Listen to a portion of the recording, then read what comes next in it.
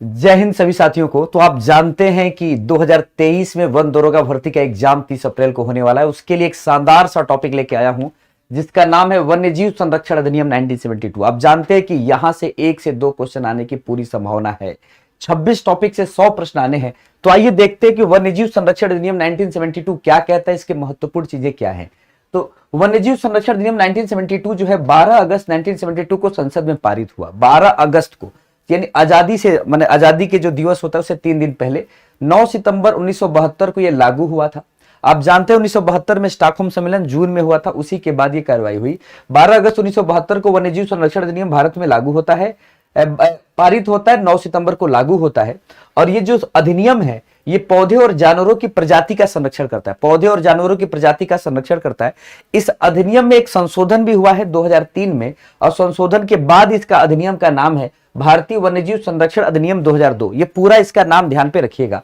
फिर मैं बता रहा हूं, इस अधिनियम में कुल 6 अनुसूचियां हैं, जिसमें से पहली 5 अनुसूची वन्य जीवों के लिए है और लास्ट की अनुसूची 6वीं जो है पौधों के लिए है। लास्ट की अनुसूची किसके लिए? पादप के लिए, पौधों के लिए, पादप के लिए है, ठीक ना।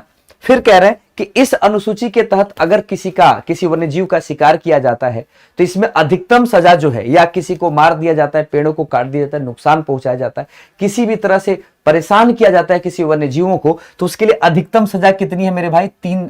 अधिकतम सजा आपकी 7 साल की है और न्यूनतम सजा कितनी है? 3 साल की है। मिनिमम 3 ईयर और मैक्सिमम 7 ईयर की ये शारीरिक श्रम की सजा है, शारीरिक सजा है।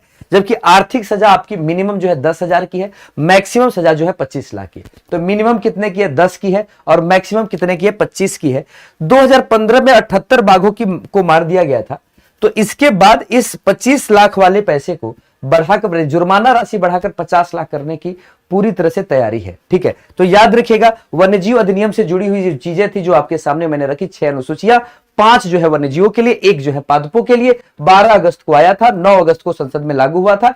किसके लिए है, क्या है, ठीक है। तो नेक्स्ट पोर्शन देखिएगा, ये जो वन्यजीव अधिनियम है, जो इसमें जो 6 इसकी अनुसूचियां हैं, इसमें से ध्यान दीजिएगा। 6वीं अनुसूची पादपों के लिए, जैसे कीटभक्षी, आप जानते हैं पिचर प्लांट है, बहुत सारे ऐसे पौधे हैं जो दुर्लभ है, जैसे पिचर प्लांट मतलब घटपर्डी पौधा है, तो इनको विनिमय नहीं कर सकते, बेच नहीं सकते, खरीद बिक्री नहीं कर सकते, इनको परिवहन नहीं कर सकते, इस सब चीजों पे रोक है। दूसरी बात, 5वीं में, अनुसूची 5 में कोई जीव जंतु को मारने पर कोई समस्या नहीं है। जैसे इसमें चूहा है या काकरोच है, इस तरह की जो जानवर है, मच्छर है, इस तरह के जानवरों को इसमें शामिल किया गया जिसको मारने पर रोक नहीं, क्योंकि वो मानव समाज को या समाज को हानि ही पहुंचाते हैं। पहला, दूसरा, तीसरा, चौथे को सोचना है।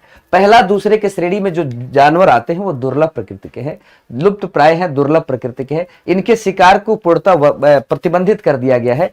टाइगर है, भालू है, चीता है, कस्तूरी मृग है, इस तरह के जो जानवर है, ठीक ना, दलदली हिरण है, इस तरह के जो जानवर है उनको अनुसूची 1 में रखा गया है और इनके शिकार पर अधिकतम सजा होती है। जबकि दूसरे में जो संकटग्रस्त प्रजातियां हैं उनको रखा गया है और इनको भी मारने पर दुर्लभ सजा होती है। और ये सजा किस धारा के अंतर्गत होती है? तो धारा 289, 11, 40, 41, 43, 48। देखिएगा, 2, 8, 9, 11 आप जानते हैं, 9, 2, 11 भागने को कहते हैं। 40, 41, 43, 48 याद रखिएगा। और 51, 61, 62, 51, 61, 62 ये धाराएं हैं जिसके अंतर्गत फर्स्ट और सेकंड अनुसूचियों में शामिल जीव जंतुओं को मारने पर सजा होती है। जबकि थर्ड और फोर्थ में 2, 8, 11, 61 के जरिए सजा होती है और फिफ्थ में तो कोई सजा ही नहीं है। तो इस बात को ध्यान पे रखना है।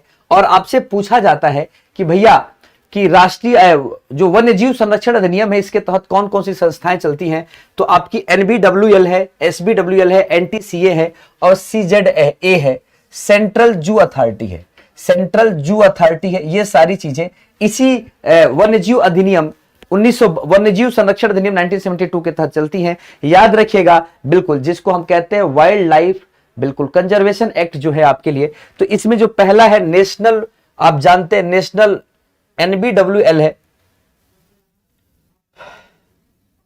National board of wild life है ये।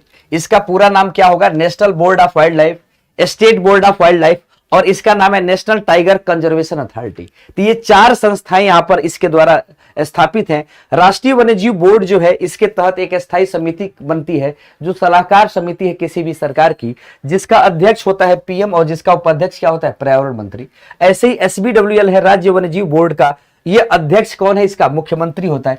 इसका अध्यक्ष कौन होता है, मुख्यमंत्री। और इसके स्थायी समिति का अध्यक्ष कौन होता है, पर्यावरण मंत्री। यानी राज्य वन्यजीव बोर्ड का अध्यक्ष कौन होगा, मुख्यमंत्री, और इसके स्थायी समिति का अध्यक्ष कौन होगा, पर्यावरण मंत्री। यहां भी ऐसा ही सेम कहानी होगी। NTCA national tiger conservation authority जो है इसका प्रेसिडेंट जो होता है पर्यावरण मंत्री होता है, और इसके जो आपके वाइस प्रेसिडेंट होते हैं वो राज्यों के कौन होते हैं, पर्यावरण मंत्री होते हैं। तो इस तरह से आप जानते हो वन्यजीव संरक्षण अधिनियम 1972 के तहत ये संस्थाएं काम करती है। आपसे पूछेगा कि नेशनल टाइगर कंजर्वेशन अथॉरिटी किस नियम के तहत है, किस अधिनियम के तहत है, तो आपको बताना पड़ेगा यह किस अधिनियम के तहत है, यह किस अधिनियम के तहत है, इसका अध्यक्ष कौन है, उपाध्यक्ष कौन है। तो दोस्तों ऐसे ही टॉपिक मैं लेकर आता रहूंगा यूपी संगम भाई एमडी क्लासेज के प्लेटफॉर्म पे। और आप जानते हैं कि डेली रात में 9 बजे आपके लिए एक शानदार सी 100 क्वेश्चन की श्रृंखला के साथ बिल्कुल एक अति संभावित प्रश्न की श्रृंखला आती है, उसको देखना ना भूलिए अगर अपनी तैयारी को पूरी तरह से मुकम्मल करना है। तो आज बस इतना ही। यह क्लास कैसी लगी,